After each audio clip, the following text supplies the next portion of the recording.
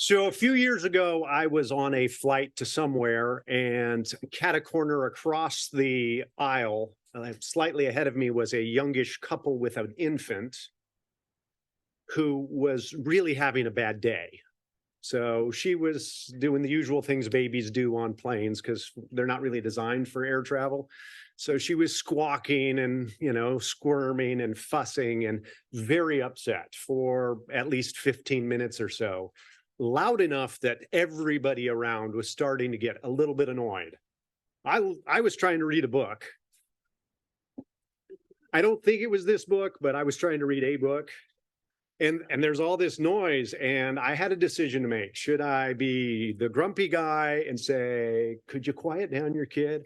Or could I do the really simple thing that I learned as a young parent with squirming kids on planes, which is to go,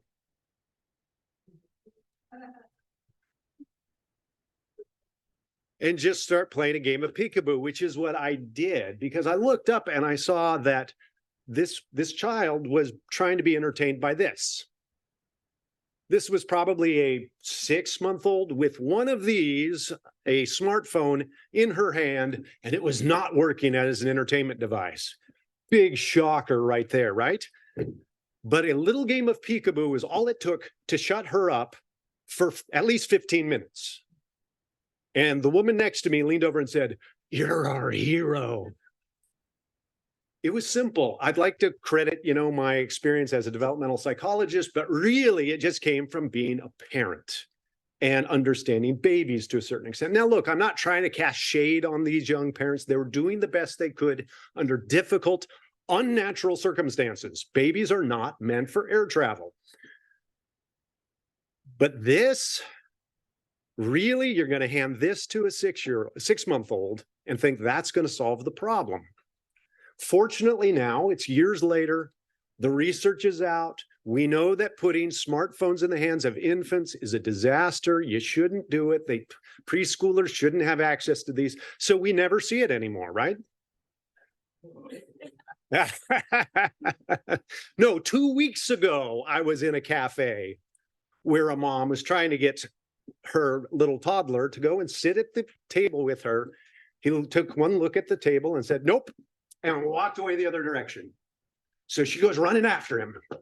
Next thing I see is her walking past us, going like this, like she's trolling for striped bass or something out on the lake. And sure enough, she's got one hooked. Because the promise is going to be he's going to get to play with this thing if he goes to the table. I know I'm probably sounding curmudgeonly at this point. Grumpy old man. He is channeling Bob. What's going on here? No, oh no, that hurt. But I'm not. Like Bob, I think I'm just concerned. I'm concerned because we're seeing lots of these technologies spread very rapidly, allegedly for very good reasons, because they have really good positive aims a lot of the time, but they end up either being used for things that they weren't intended for, or by people who were not intended to use them, or they have these unfortunate sort of consequences and byproducts that maybe couldn't have been anticipated, maybe should have been anticipated. But they're all over the place and they're not hard to look for. And they're not just a product of, evil corporations trying to sell devices. Sometimes there are well-meaning, governmental kinds of activities. For instance, putting lots of computers and other kinds of tablets and screens in elementary schools. Yeah, I'm not going to go and say that's destroying children the way that the evidence is pretty clear that smartphones are really bad for toddlers especially, but all of the sort of positive educational gains that were supposed to be sort of reaped from these technologies just aren't materializing. And there are some reasons for concern. Or we might think of different kinds of dietary supplements and things like that, or artificial sweeteners, Don, where I'm just playing. Where we now know that most of these actually don't help you lose any weight, and they have some unfortunate byproducts in terms of health. And there are lots of examples of these. Here in the South, kudzu is a wonderful example. Right. So you look around, there's all this kudzu. Kudzu was introduced for very good sort of, we've got to stop this erosion problem, but not anticipating how kudzu would take off and spread very rapidly and then become so enmeshed with the local ecology that it just can't be eradicated. It has spread quickly, broadly, and deeply, and now it's hard to get rid of.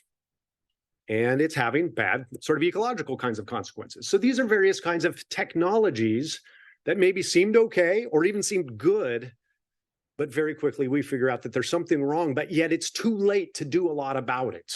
They spread too fast. They got ahead of us, and they're hard to do anything about.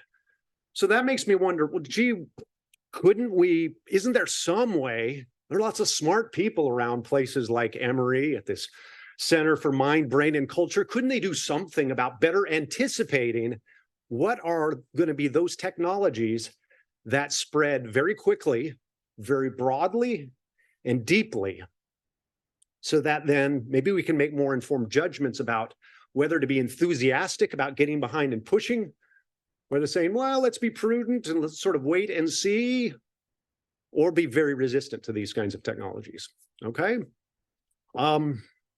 So could we come up with some tools? And lo and behold, I actually think there are some inspired by or rooted in the work of our honorary, Bob McCauley. And it was sort of surprised me to think about this. First, let me make it clear that I'm not, by sort of casting shade on some of these technologies, being anti-science. Some people, it has become common to sort of conjoin science and technology as if they're one word, science and technology. But as Professor McCauley has made it clear on many occasions, they're not the same thing. Science and technology are not the same. The doing of scientific inquiry need not lead to technologies, nor need technologies be science-derived. We've had technologies where there aren't sciences and vice versa, okay?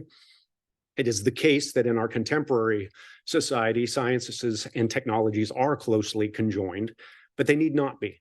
And just because a technology is science-derived doesn't mean it's been scientifically assessed for what its potential consequences are. So I'm in favor of doing more science of our technologies, but to do that, we need time to see what their consequences are oftentimes, or we need time to do the scientific research, or we need scientific frameworks for helping us better anticipate what the likely consequences will be. And to get that time, we need to get out in front of them. And what does that mean? That's why I'm emphasizing the broad and deep, quick spread. So quickly, let me clarify my terminology here. I should do sort of like Bob-like gestures. Real quick, hold on. I'm gonna define my terms, and there are 4 key terms here. Oh, I should have had some glasses on the bridge of my nose even, right? So I've got 4 key terms, but I don't have any notes, so this doesn't make any sense. One of those is, what do I mean by technology? And here I mean a very broad sense of technology. I do mean those tools that we humans sort of devise to solve problems, but also the systems, the methods, and other kinds of human-like productions that are meant to address certain types of practical aims in the world. That's what I mean by technology, roughly, in a nutshell. What do I mean by broadly, when these things spread broadly? I mean across individuals within societies, but also across societies, maybe even globally. So I just mean sort of population-wise, whoa, there they go. We see these across demographics, we see these across age groups, we see these across different ethnicities and so forth. I use that term deeply, and here I'm trying to get at this idea of, I'm grasping for this idea of being so strongly rooted in an individual now that it's hard for me to imagine life without it. Or so much of my life has accommodated a particular technology that would be hard to extract without really disrupting sort of what has become my ordinary habitual kinds of practices. All right, those are the kinds of things that I have in mind in terms of, quickly. I just mean technologies that spread sort of within a generation or two. I have sort of deep time in the back of my mind, and the reason I'm sort of honing in on in a generation or two is that idea of, well, given enough time, maybe this is wrong, but maybe cultural evolution is going to take care of sort of the rough spots. That is, other kinds of artifacts, other kinds of technologies, other kinds of social arrangements will go, oh, something bad is starting to happen here. And there are adjustments that sort of start being made organically. Where it's harder to see that happening when new technologies are introduced and spread very rapidly, broadly, and deeply within, say, a single generation, or even within 2 generations. Okay, a little bit like these guys. These smartphones. Okay, so that's what I'm talking about. So can we then anticipate what, a little bit better anyway, what those technologies are going to be that spread quickly, broadly, and deeply? I'm sure there are going to be a lot more factors than what I'm going to offer here. Let me be clear there. But I found it sort of interesting that I think there are resources in Professor McCauley's Why Religion is Natural and Science is Not, his 2011 book. It's really great. Read it if you haven't. Some resources in this book for actually making progress on this problem. Okay? Because what Bob is doing in this book is essentially looking at 2 different classes of technologies, if you will. Technologies you might call religious, and technologies you might call scientific. And I know I'm being a little bit loose with this meaning of technology, but hear me out. It is the case that, at least from one perspective, religious activities, religious practices, values, and commitments solve certain kinds of human problems. That is, they're functional in some respects. Some of them are. It's also the case that our sciences do some of this work. And so there's something in the neighborhood here. What might it be? Well, in a nutshell, Bob lays out this idea of, well, as is in the title, that religion is largely natural. These religious kinds of phenomena are largely natural, whereas the doing of science is largely not.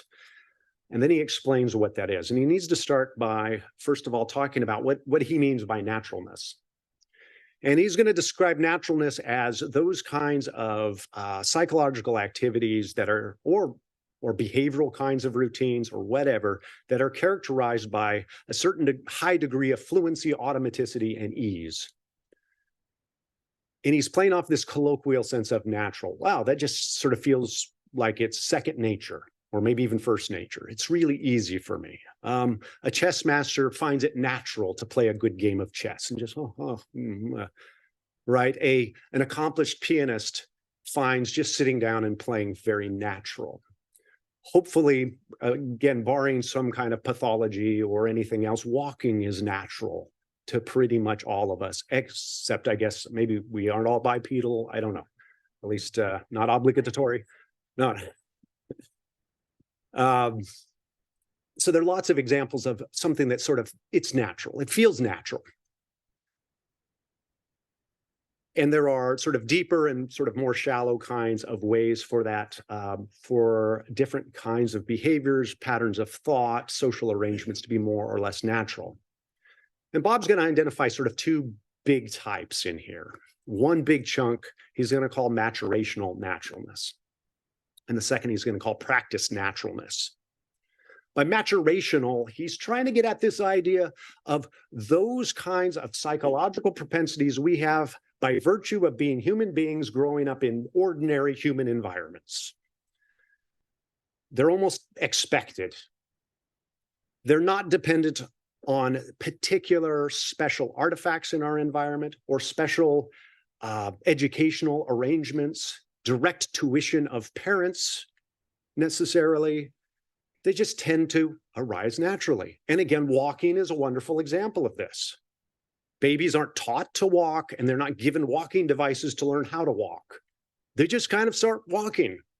They may be, modeling their walking after the gait of their father and things like that, which actually has been famously demonstrated. But the fact that they walk isn't what's being taught in a sort of direct tuition kind of way. It's not requiring those special kinds of conditions. And there are all kinds of psychological kinds of tendencies and dispositions that also fall in this category, like looking around the world and seeing that behind these faces, there are thoughts, beliefs, desires that are guiding these sort of meat sacks to do the things that you do, right? That's maturationally natural cognition as well. Among all kinds of other things. There's a whole slew of these, and Bob spends a chapter on introducing us to this idea of maturational naturalness. And then there is this practice naturalness. This is the stuff that, in contrast, does require maybe special artifacts or special tuition or lots of sort of deliberate, dutiful rehearsal and practice, hence the term, like playing a whole lot of games of chess to get to the point of it's becoming natural, or really practicing riding that bicycle, where I've got to practice and practice. Oh, and I need a bicycle in order for it to be as natural as riding a bicycle, right? So that there seems to be a different kind of naturalness here, this practice versus maturational. And it's the case then that the maturational kind of stuff usually arrives in our personal lifespans fairly early. Usually, not always, but it's early developing in individual lifespans, but these are also typically early developing in human history or prehistory. It's been with our species for a good while. Again, not that new stuff that's just shown up. Whereas I might get fluent with this very quickly in my life, it hasn't been around for a while, right, on this sort of deep time. So Bob sets up this contrast between practice natural cognition and maturationally natural cognition, and then makes this observation that a lot of our cultural forms then lie somewhere on a continuum because they build upon these different forms of naturalness. And those kinds of forms of cultural expression that have very strong groundings in the maturational kind of naturalness, you could even call natural. And he wants to put most religious expression in that category. Whereas there are other kinds of activities that we engage in, like the sciences, for instance, that are a little bit hard to get to the level of it seeming natural. Why? Because they're not so deeply anchored in that maturational kind of cognition, but at various moments actually kind of maybe even challenge it in some ways. Let me unpack those just a little bit more. So we already heard, thanks to Claire giving us this broad overview, what some of the maturational naturalness resources are that might undergird religious thought. There are things like agency detection, seeing intentional beings everywhere, reading mental states, seeing design and purpose in the natural world seems to be something that's maturationally natural, both in events, but also in the stuff, the furniture of the world. So I have here in mind Deborah Kellerman's from Boston University, her work, where children and adults look around the natural world and they see design and purpose in it. They think what she calls teleofunctionally about the natural world. And she's demonstrated this in some really clever developmental experiments, as well as some experimental kind of work. That there is some kind of something about us that is separable from our bodies. Claire and Emma both alluded to that kind of work. That seems to be a part of this maturational naturalness that maybe many kinds of religious beliefs and practices are built upon. Pierre Léonard and Pascal Boyer have talked a lot about, done work on sort of the need to manage unseen risks, hazards, pathogens in our environment, and that we have this natural tendency to engage in ritualized behaviors of different sorts in order to manage, say, boundaries of purity, or to otherwise systemize our environments to protect ourselves from these unseen hazards. That seems to be part of that natural cognition that then leads to or undergirds certain kinds of religious expression. And because so much of religious thought, practice, identification, and so forth sort of builds upon those foundations, those foundations of maturationally natural cognition, then you might say, well, religion is largely natural. But what about the sciences? What about doing science? Well, there Bob observes that, yes, as maybe Alison Gopnik might say, yes, okay, babies, we do see in grown-up scientists similar things as in babies, like, I've got a question. I want to explore the world to find out an answer to this question. And this sort of, I don't know, almost a naive empiricism that is sort of in there, that we need to figure things out and explore, and I'm going to trust my senses, at least give them the benefit of the doubt. And yeah, there's all of that. But at its heart, modern science actually is sort of subvertive of many of our natural ways of thinking. Famously, humans have this problem called baseline neglect, where it's hard for us to pay attention, for instance, to what is the baseline probability of certain types of events or certain types of co-occurrences. They're very hard for us to track. But the sciences have to pay attention to those types of things, or we don't have effects that we notice and say, ooh, that's something worth explaining. We naturally are prone towards confirmation bias. If we have a certain little thought in our heads that we're attracted to, we selectively attend to the evidence that supports that thought in our heads. But the modern sciences are built on sort of confirmation, just the opposite, right? Disconfirmation bias, if you will.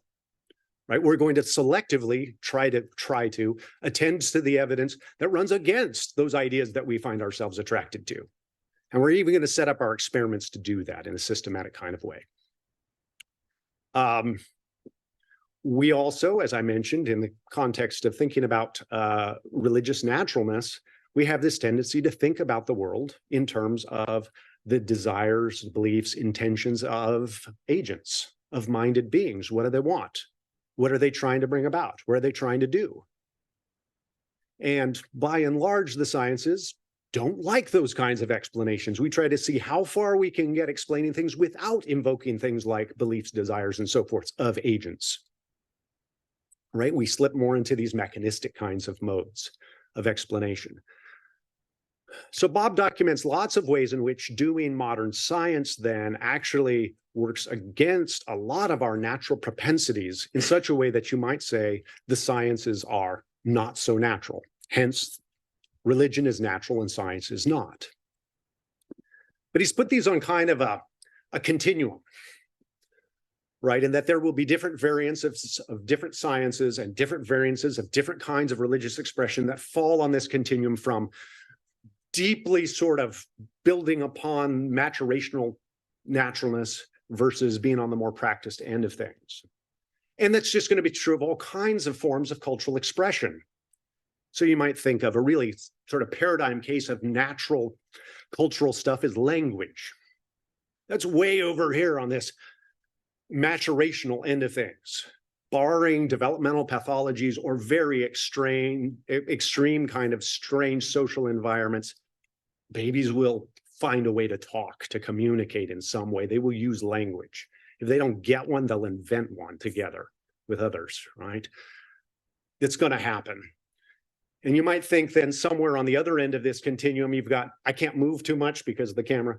Overall, here on this other end of the continuum, maybe you've got something like, I don't know, computer programming, and becoming fluent in those languages, if it's even possible to become fluent in some of these technical languages. And somewhere in between, you might have literacy,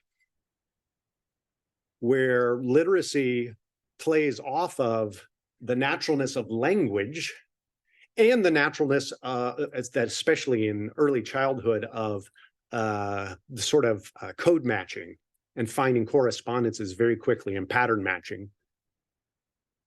But it does require special kinds of cultural artifacts, conditions, and so forth. Particularly, literacy requires, well, writing things down.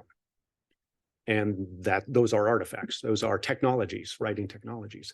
So you might think of literacy as somewhere in between, where it's got a lot of maturationally natural kinds of anchor points, but it also requires special kinds of cultural conditions. Once those conditions obtain, then it can spread broadly. I've sometimes presented this kind of continuum also as a bit of a wedge, if you will. I add another dimension, and that's because I see this dimension in Bob's writings including the book and also in his presentations. This other dimension you might think of as the vertical dimension. So horizontal dimension is this more maturational end and more practiced end. The vertical dimension might be something like the proportion of people who obtain naturalness in this regard. And he's explicit about this in the book, that with some of this stuff out here that does not have very strong maturational anchors, you never really get that fluent, or it's a very rare individual who does. We might call them a savant or something like that.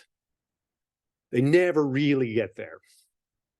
So you might think of it as this kind of a wedge shape where you've got a high proportion of the global population who can obtain naturalness, at least at certain points in development, in these areas, and it's very small in these areas.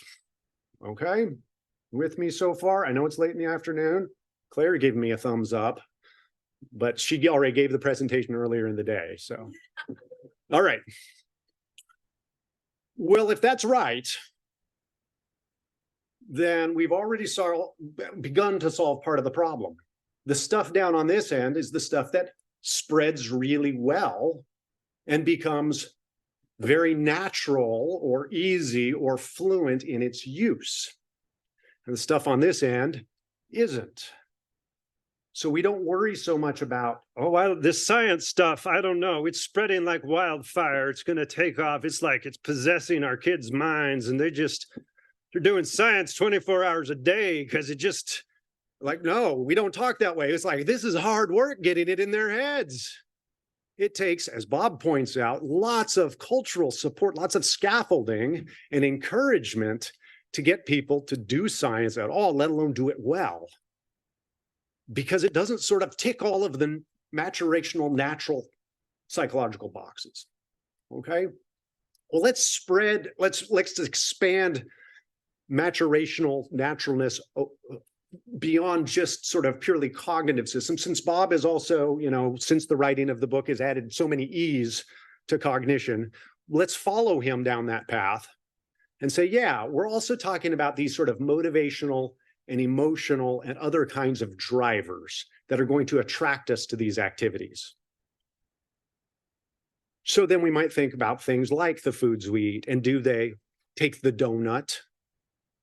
Do they tantalize our, say, our desire for fats and sweet things? And in fact, are they super stimuli such that they have sort of gone beyond the sort of normal range of stimulation in those areas? Porn would be another one of those examples, right? Where these have then other motivational, deeper motivational kinds of psychological naturalness as well that they're playing off of that make these things move really well. Okay, so that's the general framework. And you can probably anticipate where I'm going. What if we take that broad framework, admitting that there's a lot more going on with new technologies, admitting that there's a lot more work to be done, but we start applying that, at least in a tentative sense, to these new technologies. Let me just talk through very quickly a couple of case studies, like, say, digital social media. Okay, here I have in mind the, Facebook and TikTok and some of these other kinds of technologies. Okay, well, given this sort of naturalness wedge, it's pretty easy to see why this stuff is spreading very quickly.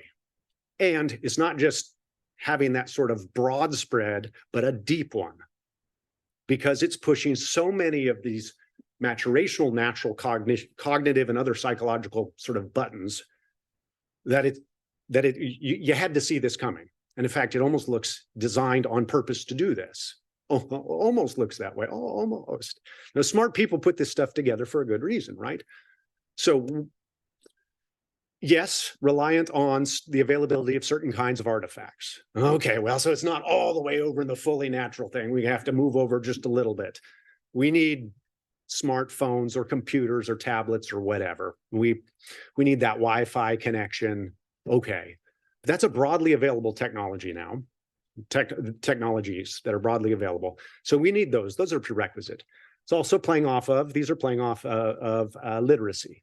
Well, we already said literacy is pretty good. While it's not sort of first order natural, it's sort of second order natural because it's playing off of that natural stuff. So it's doing okay. But then our social media technologies are adding something else on top of that. They're adding more social information, pictures, videos. They give more information than text. We use emojis. What are emojis? Superstim.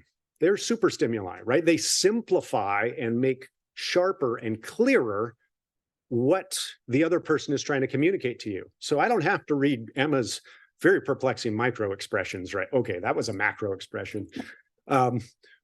Because I just, that emoji is now iconography at a certain point. I know exactly what that means.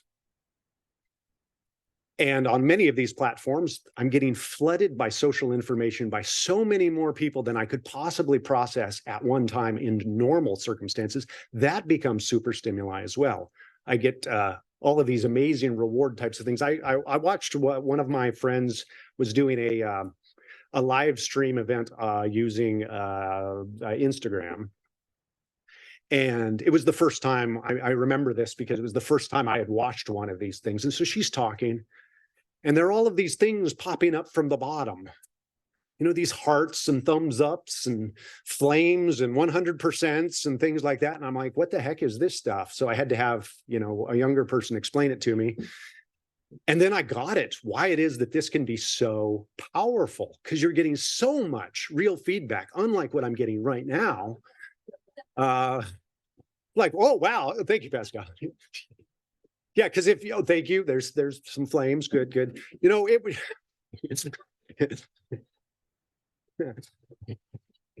right, this is ambiguous information I'm getting from you all. It's relatively natural, but it's ambiguous because you're thinking. You're not trying to just affirm me or tear me down in a straightforward way. But on these guys, you get just it all stripped down. Social stimuli as super stimuli of a social variety.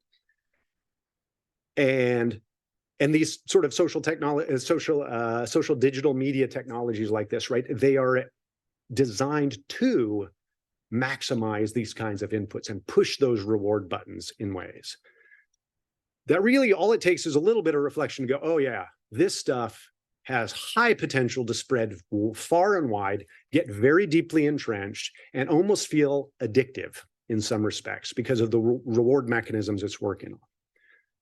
I'm doing a lot of hand wavy stuff, but I'm just trying to warm you up to the idea that maybe there's some tools here, surprisingly, first really developed in the cognitive science of religion, that are relevant to looking at technologies as well.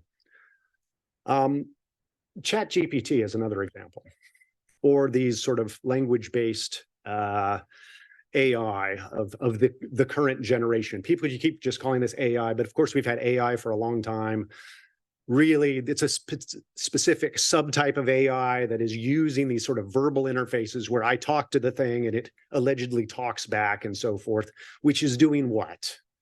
It's starting to mimic more natural communication, which is going to push more of those sort of natural cognitive buttons for us.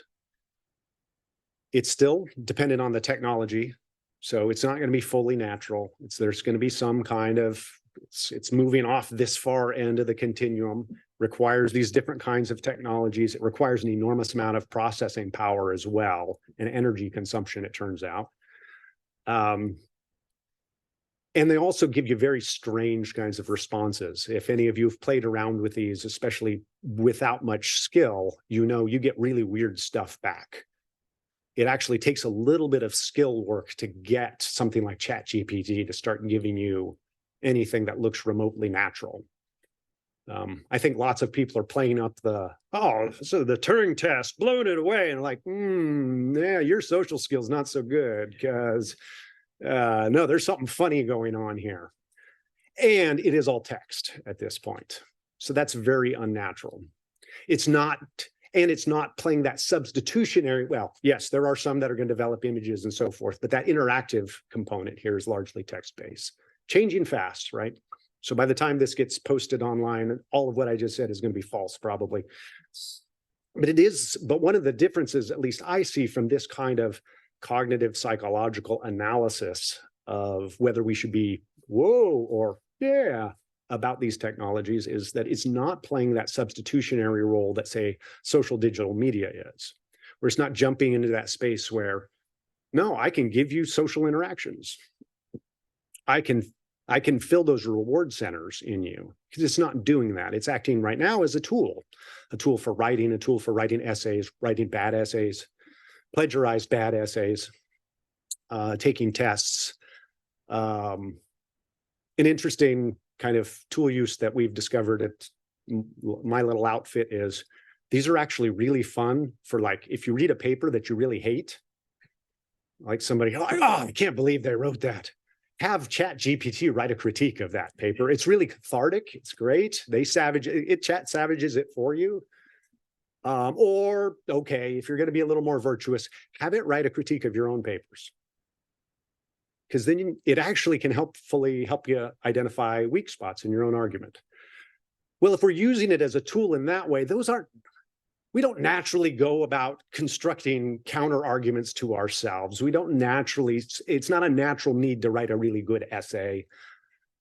I don't see yet that something like, at least this generation of ChatGPT, has the same kind of sort of scary potential to spread fast and deep the way that social digital media is. Yet. Because it actually isn't nearly as cognitively, psychologically natural. It isn't pushing as many buttons as our social digital media is. Okay? My suggestion then is simple. We need to get out in front of many of these new technologies. We need techniques for getting in front of these new technologies. Some of those techniques for doing so, at least for thinking of those, some of them actually come from this cognitive study of culture, including the cognitive study of religion and the cognitive study of science, that people like our honorary, Professor Robert McCauley, has just so wonderfully exemplified in his work. And that a place like the Center for Mind, Brain, and Culture at Emory could be a wonderful place for exploring the particulars of these new technologies, analyzing these things in terms of the psychological dynamics that underwrite them, and then be very relevant and timely in terms of the deliverances, in terms of, should we be enthusiastic about these technologies? Should we be a little reticent? Should we take a wait and see kind of approach? Or what should our stance to these things be? Those are my comments for this afternoon, and I thank you for your attention.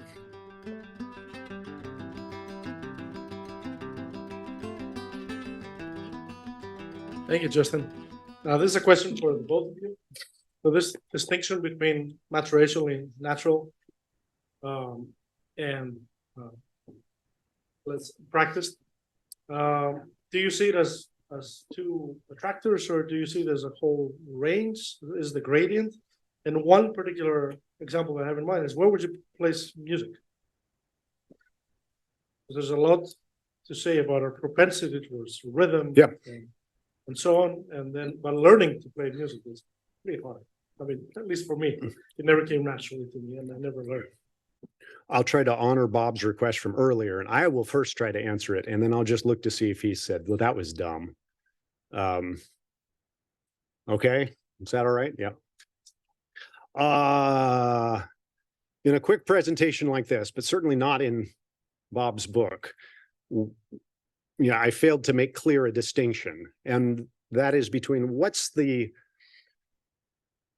maturational psychological stuff, systems, versus what are the cultural forms that ride upon those.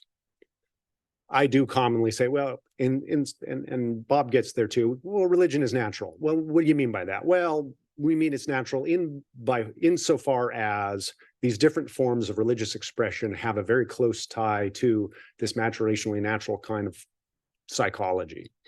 But that maturationally natural psychology, that's not what is sort of moving up and down the scale. That stuff is going to be there or not. It's going to be maturationally natural.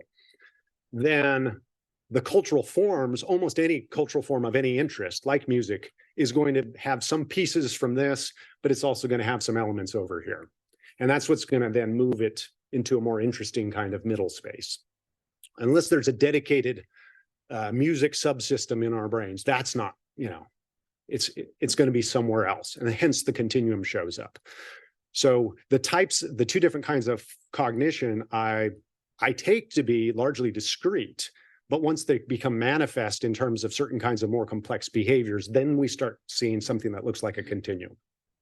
Does that make sense? So, because I think you're exactly right about music. I like to put dance in here as well. My wife and I have been doing a lot of that lately.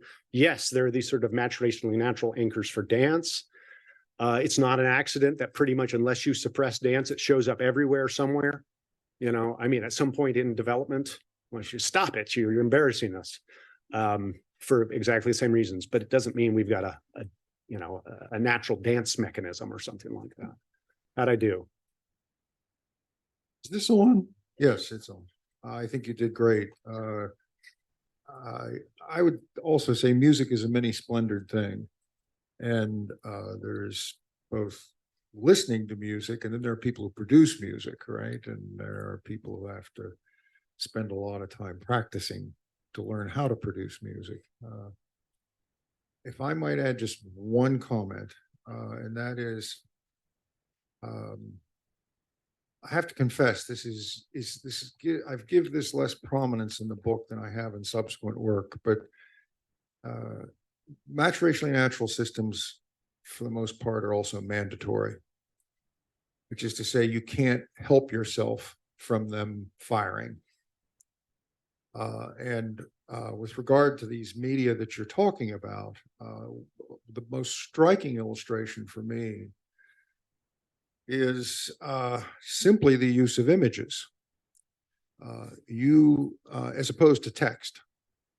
That is to say, information is delivered by means of images, and images are things that humans can't help themselves from processing. Yeah. And anyone in the room who is older than, I would guess, 50 remembers there was a time when movie previews did not change the image every second or second and a half.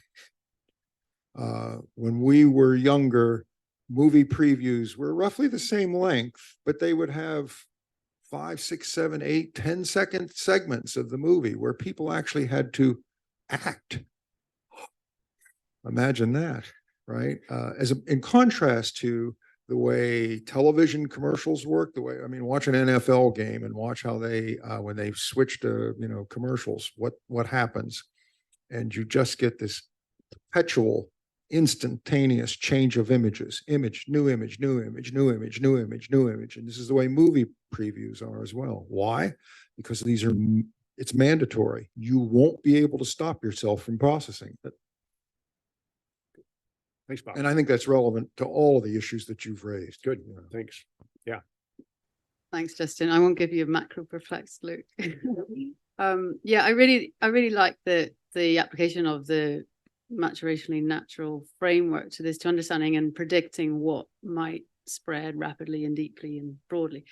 But I'd like to know a bit more about what you think we should do next, right? So you touched on it. The whole point is that then we, as you said, we can get out ahead of this stuff. I don't know much about this, but I happen to be reading Johann Hari's Stolen Focus moment. Maybe others have seen this. It's really interesting. And I guess the algorithms that are being used by the makers, the manufacturers behind these technologies, understand what pushes our buttons very well. They probably map on to maturationally natural cognition very clearly, and probably there are things that they know about that we haven't even discovered in psychology yet that really work. But anyway, he comes to the point. The point is that our focus, the whole book's on attention, our focus has been stolen. He starts out by thinking, gosh, my attention's awful. I can see that the phone and everything's affecting it. It's my fault. But he comes around understanding how some of these things are actually kind of crafted. To think, well, actually the next step doesn't lie with us as individuals, it lies with us as collectives, getting together to campaign for change in terms of how these things are rolled out. So what do you mean by getting ahead? Yeah, that's a fair question. I do think, I don't want to press the analogy too far, but if we think of kudzu, we want to anticipate kudzu moments where if we don't, for instance, it'll depend on the particulars of technologies, but if we think about things like smartphone use, gee, it would have been swell if anticipating how these things spread and how seductive they are, in part because of the image kind of thing, because all of these different kinds of stuff, we'd say, parents, don't let this anywhere near your kids. And those kinds of, or we would condemn different companies for marketing at our preschoolers. I've got a friend who works in the merchandising department of one of the major Hollywood studios, animation studios. And he said, and its name is not Disney. And he said, no, based on early research, this is 15 years ago, they said, we're not going to market any screen-based stuff at preschoolers because it's just too high risk. We're not going to do that. So I think there's that kind of encouragement where it looks like this is going to spread fast, but there's also more of the, well, let's keep an eye on this stuff and really get out in front of testing it and started really tracking what are the implications and consequences of the rollout of this technology early on. Or with the case of the kudzu type of example, you could have done that in a more captive kind of location where there's a kill switch essentially. If it starts spreading out of control and you can sort of see what the curve is, all right, we're stopping this experiment instead of, let's roll this out in 5 southeastern states all at the same time and, hope for the best. So I think there's different kinds of getting out in front of it depending on what it looks like the potential consequences are going to be.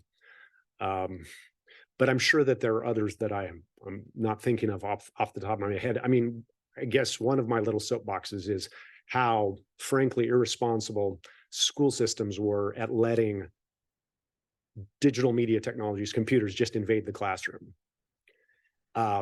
And not really thinking through that very carefully of what the long-term consequences would be. It was too easy for Apple just to give the machines to everybody and go, look, we got these cool stuff for the classroom and it's going to change the way we do education and the outcomes are going to be amazing. And I'm like, well, not really, but now we're sort of on the treadmill of more tech, more tech, more tech. And using the excuse of, but our kids got to be computer literate. Yeah, because you got to start them early to figure out how to use a smartphone. No, that's the whole point of these new techs is you don't have to. It's nothing like literacy, right? Sorry, I'm ranting. I shouldn't be ranting. I should just be answering the question. Thank you. Just quickly, it occurred to me that there are some upsides to maybe tragic decisions like giving iPads to 5-year-olds, just in terms of our recent global pandemic and the way that online education had to take off, and there might have been ways that would have been even more of a compromise if the students hadn't been used to it yet. So I was just wondering, just in the way that not all kudzu is terrible in every single way, maybe there are upsides too. That's right. I certainly don't want to suggest that just because a technology spreads really well, broadly and deeply means, oh, it's bad. No, that's not the point at all. It's that if it's going to spread broadly and deeply, let's make sure it isn't bad. Let's be very careful about that. Can we anticipate all of the unintended consequences? Surely not. That's something that historians and philosophers of science, like Professor McCauley, have been right to point out, that especially when it comes to anything that's interacting with humans, the sciences are really rather poor at predicting what's going to happen in the future. So my suggestion here, though, is let's not let these, Silicon Valley tycoons who just say, but I've got this great idea, and because we can, let's do it. Right? I mean, we've all seen Jurassic Park. I mean, I could have just shown that clip and be done, right? So no, just because it spreads broadly and deeply doesn't mean it's a bad thing. It might be the end of world poverty, and starvation and malnutrition. It could be that. But let's find out. Let's find out. Yeah, right. Mind. Yeah, so back to your idea of like getting out in front of things. Like kudzu is an interesting example because one of the reasons it was like not like means tested and just kind of put everywhere was because of the Dust Bowl. And people thought that it'd be a way to kind of I guess like green a lot of the American West and South. And again, like with the phones, if you'd done all these studies 20 years ago and said, hey, these things are horrible, I don't think it would have done anything, because we know the studies now and people still don't really listen. So what I'm curious is, do you have like a positive example of getting out in front? That was dour. It doesn't matter. Is it even possible to like, is that even a modal possibility to say, well, we stopped it here, it would have spread broadly and deeply, but because we stopped it, it didn't spread broadly and deeply? Like, is this even something we can point to? Oh.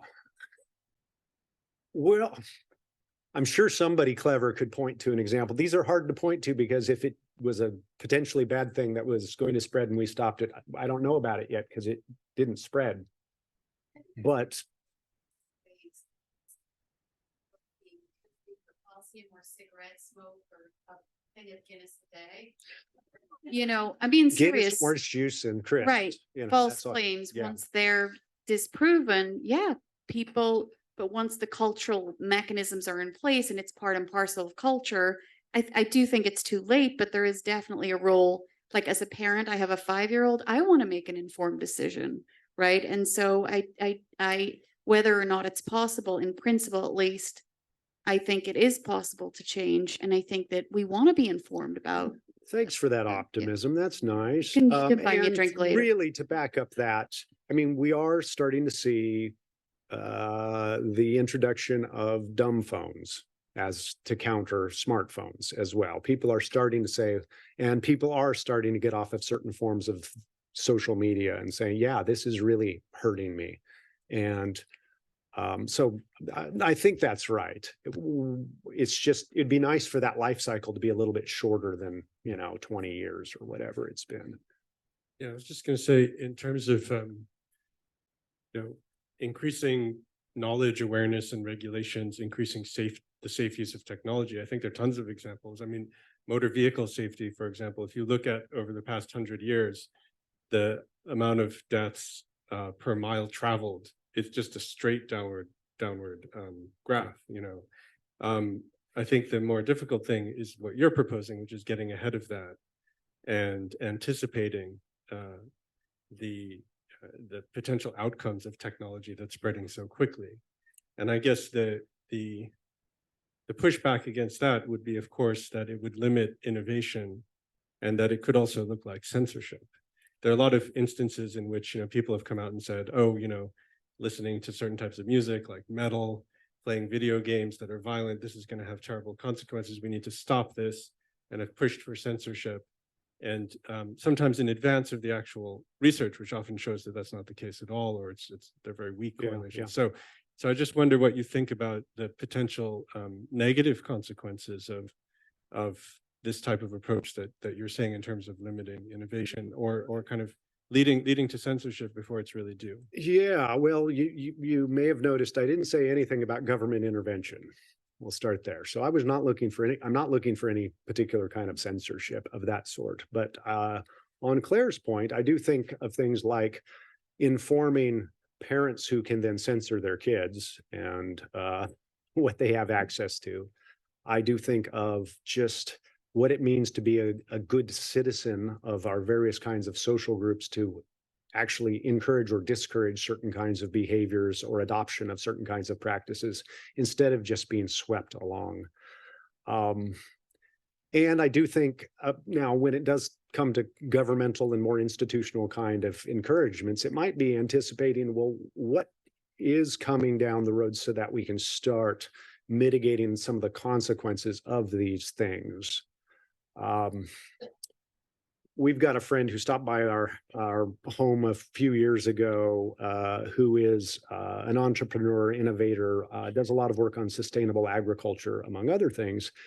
And he just said shocking things like, I've just come from a meeting where we eliminated 90% of the lettuce farming labor. And I thought, okay, I'll play this. Yeah, 90% of the labor in harvesting lettuce gone. Just like that, with new robotic and other kinds of technologies.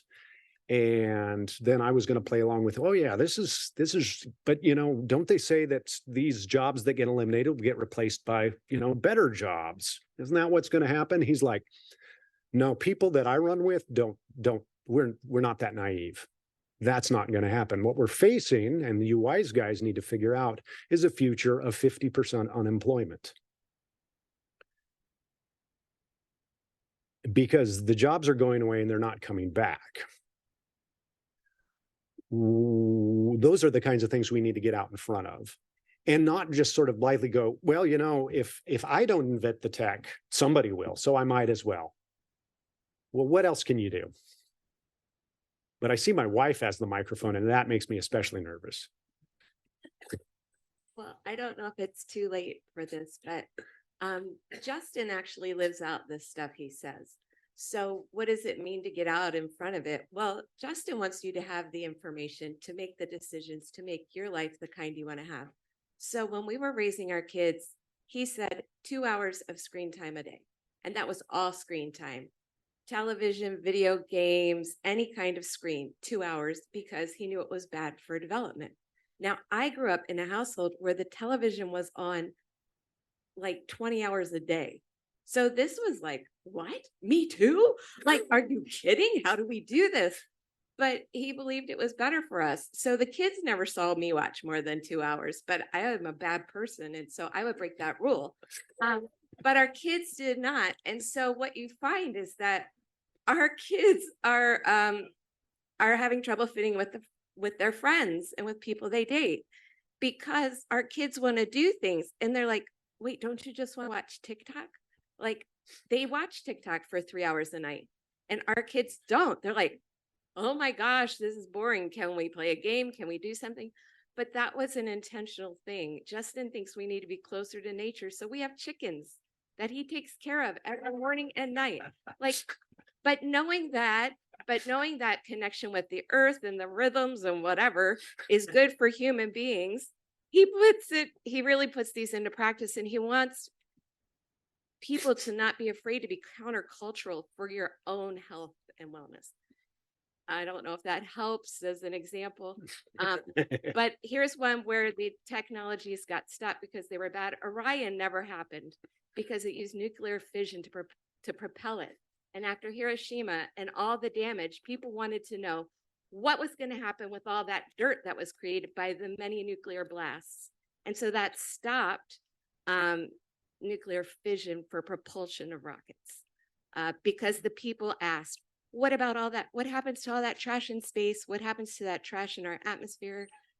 So anyway, those are quick. I don't know if they helped or not. I see that we're out of time for this session. So thank you for a lively discussion. Thanks for hearing me out. And let's continue to honor Bob McCauley.